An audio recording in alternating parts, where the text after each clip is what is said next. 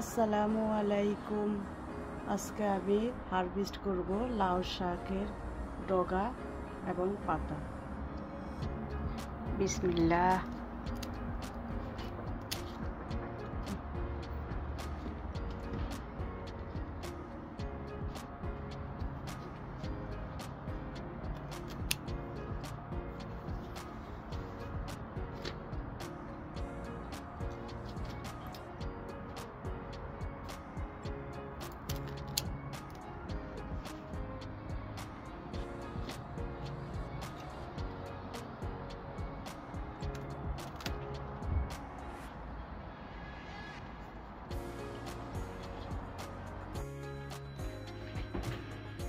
আজকে আমি লাউ শাক হারভেস্ট করেছি, সেটা আমি এখন রান্না করে দেখাবো।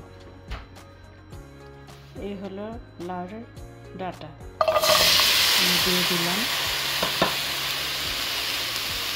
আর দিয়ে দিচ্ছি লাউ পাতা, ধুয়ে কুটে আমি পরিষ্কার করে নিয়েছি। এখন আমি এগুলো দিয়ে দিব সিদ্ধ হওয়ার জন্য।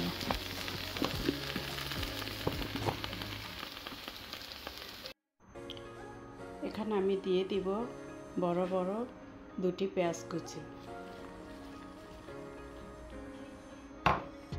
আর দিব 7-8টা মরিচ ফালি, আর দিয়ে দিব স্বাদ মতো লবণ।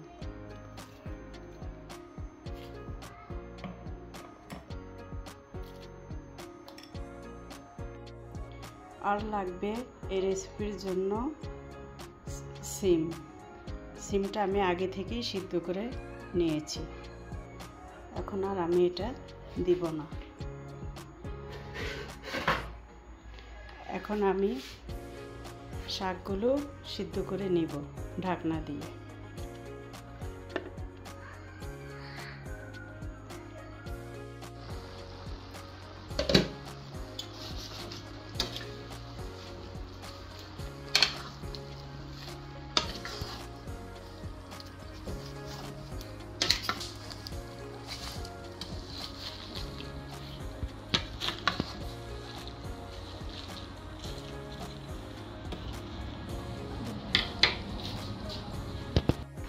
শাকে বেশ পানি বেরিয়ে এসেছে। এখন আমি দিয়ে দিব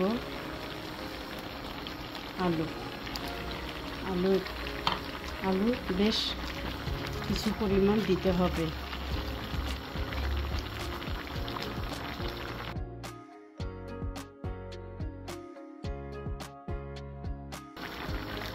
আলু দিয়ে এখন আমি ঢাকনা লাগিয়ে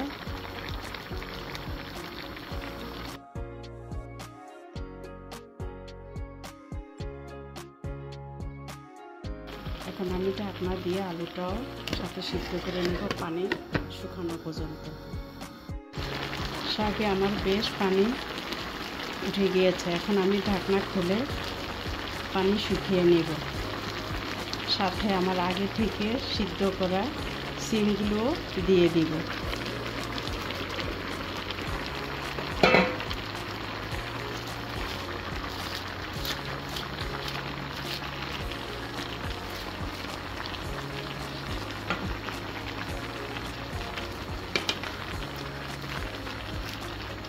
এখন আমি পানিটা শুকিয়ে নিব।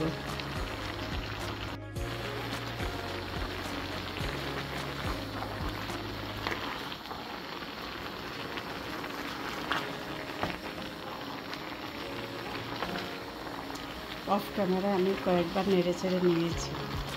আলুগুলো একটু ভেঙে দিতে হবে।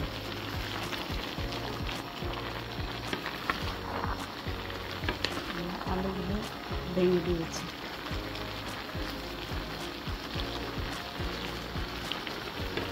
এখনো বেশ পানি আছে, এগুলো আমি শুকিয়ে নেব। শাকগুলো আমার সিদ্ধ হয়ে গিয়েছে, অনেকটা পানিও কমে এসেছে। এখন আমি বাগার দিব। শাকের পরিমাণ বুঝে আমি বেশ কিছুটা তেল দিয়েছি।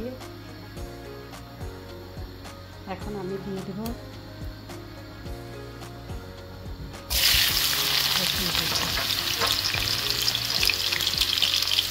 এখানে রসুনের পরিমাণ একটু বেশি দিতে হবে।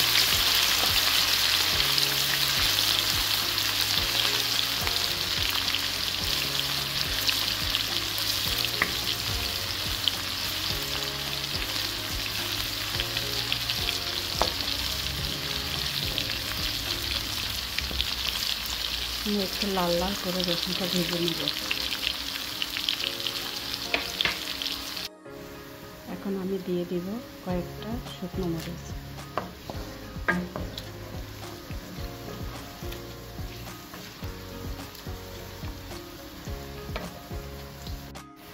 এখন আমি দিয়ে দিব আগে থেকে সিদ্ধ করা সেই শাকগুলো।